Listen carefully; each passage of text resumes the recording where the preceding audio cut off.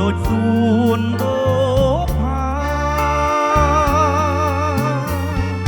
ក៏សែនមនោរម្យដែលខ្ញុំអាឡ័យក៏អុកញ៉ាតីនិស័យស្នេហា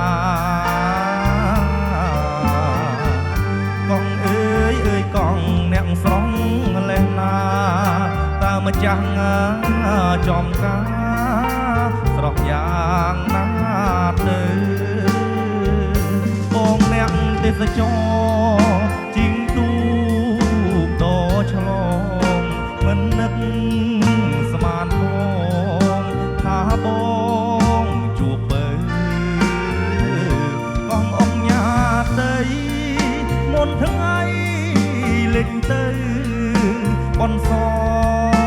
ទុកនៅអានុសាវរីយ៍មកដល់ភ្នំពេញទុនទិញនឹកកោះបងនឹកសំផស្ស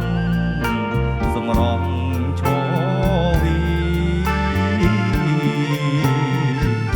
ជួបគ្នាដំបងបេះដូងទាំងពីរមិនបានណាដល់ទីបំផុតនៃស្នេ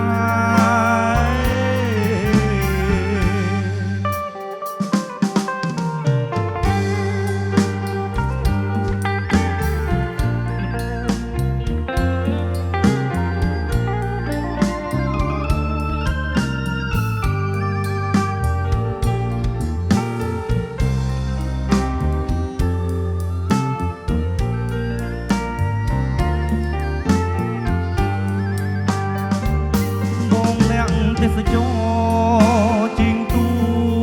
កដោឆ្លងមិននឹកស្មានផងថាបងជួបបើកងអង្គញាតីមុនថ្ងៃ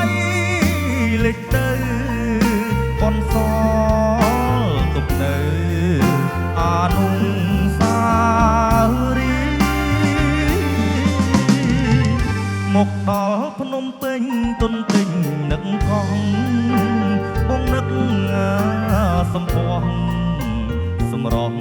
ឈវីជួបគ្នាដំបងបេះដូងទាំងពីរ